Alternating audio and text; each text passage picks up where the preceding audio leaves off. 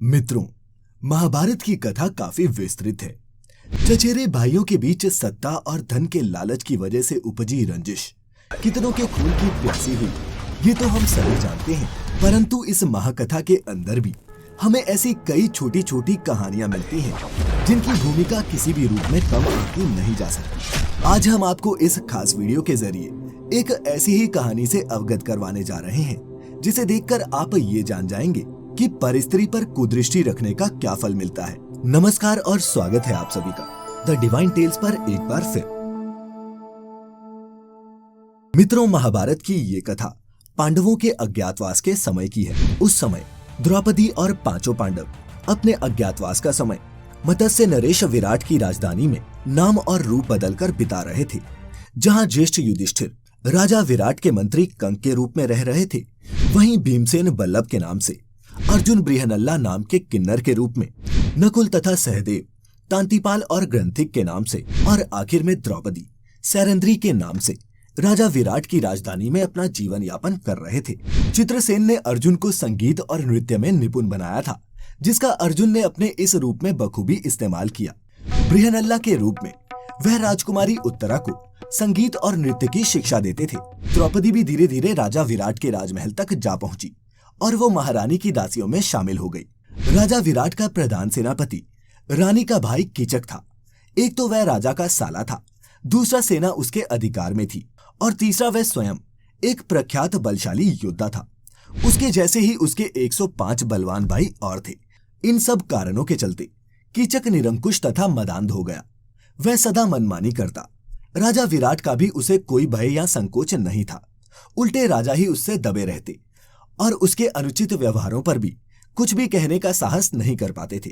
एक दिन राजमहल में जब कीचक की दृष्टि सैरंध्री पर पड़ी तो वह काम वासना से भर गया तथा सैरंध्री से एकांत में मिलने के अवसर की ताक में रहने लगा। द्रौपदी भी कीचक की कामुक दृष्टि बांप गई थी। इसके बाद कीचक ने नाना प्रकार के प्रलोभन सैरंध्री को दिए। सैरंध्री ने उसे समझाया कि मैं पतिव्रता हूं, अपने पति के अतिरिक्त किसी भी और पुरुष की कामना नहीं करती, इसलिए तुम अपना पापपूर्ण विचार त्याग दो। लेकिन कीचक नहीं माना। एक दिन किसी काम से सैरंध्री जब कीचक के भवन में पहुंची तब वह दुष्ट उसके साथ बल प्रयोग करने पर उतारू हो गया। उसे धक्का देकर सैरंध्री भागी भागी राज्यसभा पहुंची, परंतु कीचक ने वहां पहुंचकर राजा विराट के सामने ही उसके बाल पकड़कर उसे जमीन पर पटक दिया। ये सब देखने के बावजूद राजा विराट कुछ भी बोलने का साहस ना कर सके। इस वाक्य के बाद सैरंध्री बनी द्रौपदी जान चुकी थी कि इस दुरात्मा से राजा विराट भी उसकी रक्षा नहीं कर सकते। अंत में व्याकुल होकर रात्रि में द्रौपदी भीमसेन के पास गई और रोकर उसने भीमसेन को अपनी व्यथा कह सुनाई। भीमसेन ने उसे आश्वासन दिया। दूसरे दिन सैरंध्री ने भीमसेन की सलाह के अनुसार कीचक से प्रसन्नता पूर्वक बातें की और रात्रि में उसे नृत्यशाला में मिलने का संकेत दिया। सैरंध्री के संकेत से प्रसन्न होकर कीचक जब रात्रि को नृत्यशाला में पहुंचा तो वहां भीमसेन द्रौपदी की एक साड़ी से अपना शरीर और मुंह ढककर लेटे हुए थे। कीचक उसे सैरंध्री समझकर कामोत्तेजित होकर बोला, प्रिय, मैं तुम पर पूरी तरह मोहित हो चुका हूं। मेरा सर्वस्व तुम पर नौछावर है, इसीलिए अब बिना किसी देरी के तुम उठो और मेरे समीप आओ। कीचक के मुख से ऐसी बातें सुनकर साड़ी में छिपा भीमसेन गुस्से से लाल हो गया और उछलकर उठ खड़ा हुआ। वो शेर सी आवाज में दहाड़ा, ए पापी कीचक, मूर्ख, तू सैरंध्री नहीं अपनी मृत्यु के समक्ष खड़ा है। तुझे तेरे कर्मों का फल मिलने का समय अब आ चुका है। इतना कहकर भीमसेन ने कीचक को लात और घूंसों से मारना आरंभ कर दिया। जिस प्रकार से प्रचंड आंधी वृक्षों को झंझोर डालती है, उसी प्रकार भीमसेन ने कीचक को मार मार कर अधमरा कर दिया। इधर भीमसेन कीचक को मार रहे थे, उधर बृहनल्ला जोर जोर से मृदंग बजा रही थी ताकि कीचक की चीखें नृत्यशाला से बाहर ना जा सके। मृदंग के इसी शोर में भीमसेन ने कीचक को पटक पटक कर मार डाला और कीचक का वध करने के बाद भीमसेन ने उसके सभी अंगों को तोड़ मरोड़ कर उससे मांस का एक लोथड़ा बना दिया। फिर वह द्रौपदी को ये लोथड़ा दिखाते हुए बोले, ये देखो पांचाली, मैंने इस दुष्ट को कैसा सबक सिखाया है। इसके पश्चात भीमसेन और सैरंध्री अर्जुन के पास गए और उन्हें बताया कि कीचक मारा जा चुका है। फिर उसने भी मृदंग बजाना बंद कर दिया। तत्पश्चात तीनों अपने अपने स्थान में जाकर सो गए। प्रातःकाल सैरंध्री ने ही लोगों को दिखाया कि उसका अपमान करने वाला कीचक किस दुर्दशा को प्राप्त हुआ है।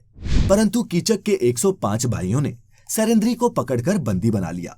उन्होंने सैरेंद्री को जबरदस्ती कीचक की अर्थी के साथ बांध दिया। कनक, बल्लभ, बृहनल्ला, तंतीपाल और ग्रंथिक के रूप में वहां उपस्थित पांडवों से द्रौपदी की ये दशा देखी तो नहीं जा रही थी, किंतु अज्ञातवास के चलते वह वहां अपने असली रूप में भी प्रकट नहीं हो सकते थे। इसीलिए भीमसेन एक विशाल वृक्ष को उखाड़कर कीचक के भाइयों पर वह टूट पड़े। उनमें से कईयों को भीमसेन ने मार डाला। जो शेष बचे वो वहां से प्राण बचाकर भाग निकले। इसके बाद भीमसेन ने द्रौपदी को आजाद किया और सांत्वना देकर महल में भेज दिया।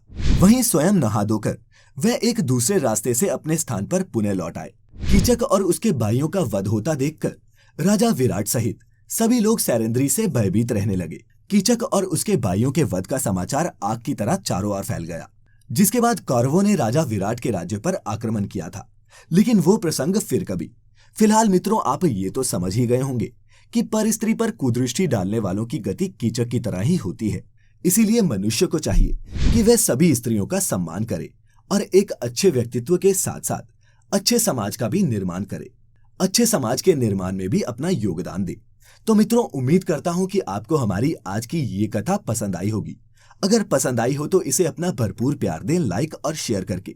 अगर आप हमारी वीडियो पहली बार देख रहे हैं तो सब्सक्राइब करें हमें यूट्यूब पे और लाइक करें हमारा Facebook page the divine tales. मित्रों, फिलहाल आज के लिए इतना ही। अब हमें इजाजत दें। आपका बहुत बहुत शुक्रिया।